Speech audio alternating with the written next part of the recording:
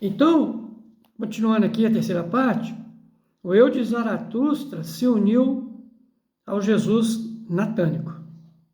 Agora, o eu de Zaratustra vivia no Jesus natânico. E foi essa criança modificada a ponto de os próprios pais não conseguirem entendê-la, que eles levaram consigo para casa. Não muito tempo depois faleceu a mãe deste menino, Jesus, de modo que a criança em quem agora habitava o eu de Zaratustra tornou-se órfão de mãe. Veremos que o fato de esta mãe ter falecido e ter deixado o menino órfão indica uma situação muito especial e incisiva. Tampouco a outra criança, o Jesus salomônico, podia prosseguir vivendo em condições normais quando o eu de Zaratustra deixou. O José da linha salomônica havia falecido há mais tempo e a mãe do menino salomônico, juntamente com os filhos, Jacó, José, Judas, Simão e as duas filhas, havia sido acolhida na casa de José natânico. Olha que coincidências que vão acontecendo e as mortes que vão ocorrendo para dar um significado a uma única coisa. Vão percebendo isso. De modo que os filhos, né? De modo que Zaratustra convivia novamente com aquela família em que se havia encarnado, com exceção apenas do pai. Dessa maneira, as duas famílias se condensaram numa só, e assim vivia a mãe dos irmãos. Podemos chamá-los irmãos, né? Pois eles o são no sentido do eu. Na casa do José natânico, com o Jesus, que pelo local de seu nascimento corpóreo era originário de Nazaré. Então, tudo foi em Nazaré. Assim conviviam eles. Então, acabou que foi formando uma família, morreu mãe de um, pai do outro. Acabou que uma energia do Zaratustra, que estava num Jesus, foi para o outro. Então, as coisas foram modificando. E dessa forma, vamos concretamente à confluência do budismo e do zaratustrismos. O corpo em que habitava a amadurecida alma individual de Zaratustra podia acolher em seu interior o resultado da absorção do envoltório astral do Jesus natânico, pelo Nirmakaya do Buda. Então, aí tem a influência do Nirmakaya do Buda. Então, acabou que se uniram tudo ali. Assim, vemos agora crescer em Jesus de Nazaré uma individualidade, Jesus de Nazaré, uma individualidade que abriga em seu íntimo a individualidade do Zaratustra, iluminada e espiritualizada pelo Nirmakaya rejuvenescido do Buda. Nirmakaya é o corpo astral do Buda já que ele usava no mundo astral, no seu cosmos. Então, na alma de Jesus de Nazaré vive assim a confluência do budismo e do zaratustrismo, tendo morrido também o José da linha natânica. E isso relativamente cedo. Na realidade, a criança Zaratustra é órfã e, como tal, se sente. Ela não é mais a mesma quanto à sua ascendência física. Então, muita transformação.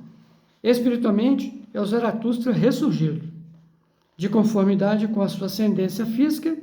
Seu pai é o José da linha natânica, e as pessoas deveriam considerá-lo como tal. Lucas nos relata isso com exatidão, e é com exatidão que devemos entender suas palavras. As palavras do Evangelho aqui. E aconteceu que, como todo o povo se batizava, sendo batizado também Jesus, e estando a orar, o céu se abriu, e o Espírito Santo desceu sobre ele em forma corpórea como uma pomba, e do céu veio uma voz que dizia: Tu és meu filho amado, hoje eu te gerei. E Jesus tinha, quando principiou a atuar, cerca de 30 anos de idade. Então, aqui ele consagrou a sua missão no Rio Jordão, no batismo, né? E a vinda do Cristo.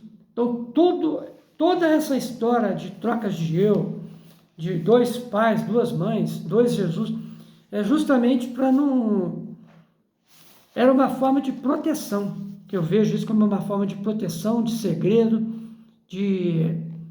Tem muitas coisas que estão por trás disso que a gente não sabe, entendeu? Muitas energias, muitas proteções espirituais, sabe? Para poder esse acontecimento não falhar, para ele dar certo, para ele ter, para confundir até mesmo aquele Império Romano ali, ou os próprios seres judeus que estavam ali, de tentar fazer alguma coisa, alguns magos judeus, para tentar atrapalhar esse grande advento do Cristo cósmico.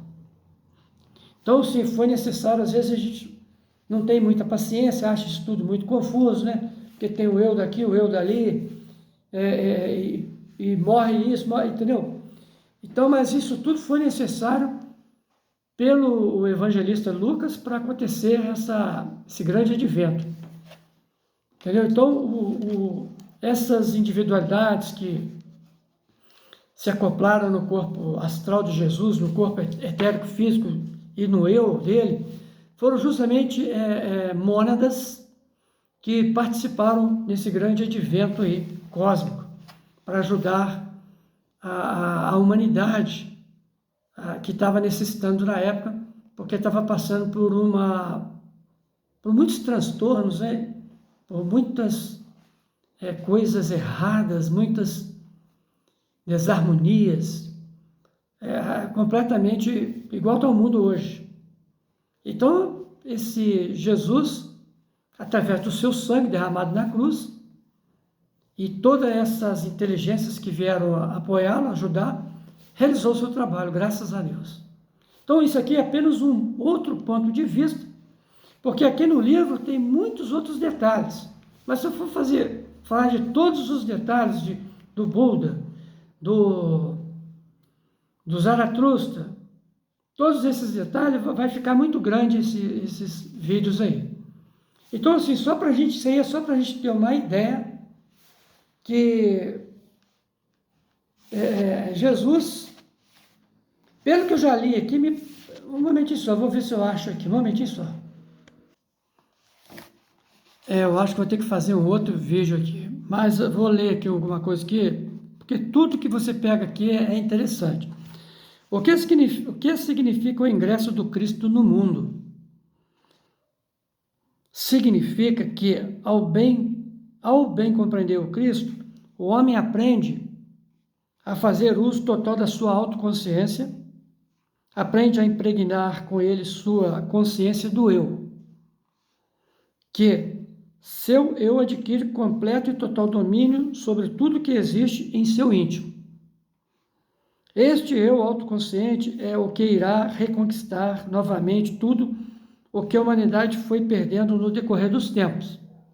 Contudo, da mesma maneira como a senda das 8 sabedorias teve de ser apresentada primeiramente por intermédio do Buda, também foi preciso que, antes do término dos tempos antigos, fosse visivelmente apresentada a soberania deste princípio do eu,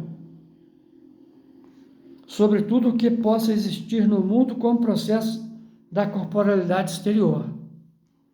Em nosso tempo, não seria mais possível que, ao ingressar o princípio crístico no mundo, aquelas imensas forças curativas pudessem atuar por todo o ambiente à sua volta, como fizeram naquela época. Para tal foi necessária a época quando ainda havia homens cujos corpos etéricos excediam em tal proporção o corpo físico, que por intermédio da simples palavra, do simples contato físico, eles podiam receber efeitos poderosos.